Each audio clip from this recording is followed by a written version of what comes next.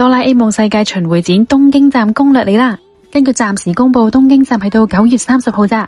地點呢就係東京豐洲台場嗰邊嘅 Tokyo Dream Park， 最近嘅地鐵站行過去都係5至10分鐘左右㗎咋。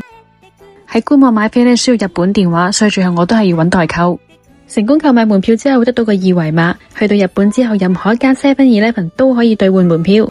門票有3張，分別係3個展區，其中一張飛上面有指定時間就係你買飛嘅時候要決定㗎啦。喺 Tokyo Dream Park 裏邊呢，分別有2個展區，就喺6樓同7樓，而7樓嗰個呢就係主要嘅展區，記住唔好遲到啊。7樓展館行到最後呢，就係佢嘅限定商店。呢間店呢，其實就唔係好大，感覺上買嘅嘢呢都唔係好多。但係需要一提嘅就係，如果你去到當日哆啦100系列呢賣晒嘅話呢，係可以預訂噶。記住攞翻張預訂卡，仲要有限時噶。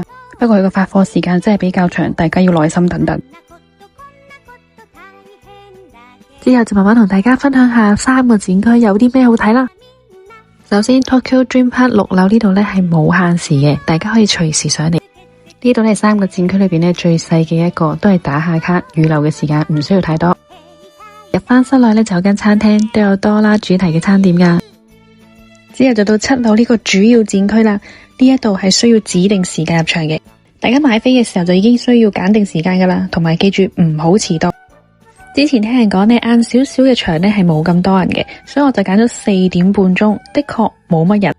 呢度就要提一提大家啦，如果大家真係打算4點半或者之後嘅場次呢先入7樓呢一個展區嘅話呢，咁另外2個展區呢就要記住之前預早去啦，因為所有展區都係收6點鐘嘅。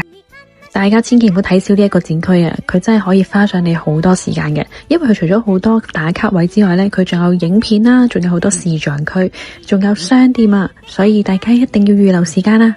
特別你係哆啦 A 夢嘅粉絲啊，呢度真係可以令你完全沉浸式咁樣沉醉於哆啦 A 夢嘅世界裏邊，滿滿回憶啊！見到呢一幕，唔知點解我都有莫名嘅感動啊！展館裏邊呢有部分地區都唔可以拍攝嘅，咁就留待大家自己親身嚟體驗啦。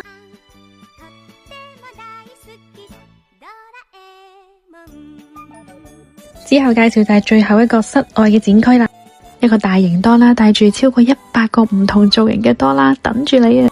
唔好以為個展區一眼睇晒啊，但要你逐個逐個咁影相啊，都花你好多時間嘅。為大家最後一件事啦。來回2個展區中間呢，都仲有啲打卡位噶，大家千祈唔好錯過啊！希望今集嘅內容都幫到大家啦，祝大家探展愉快！我係迪太 Carrie，下次分享再見啦，拜拜。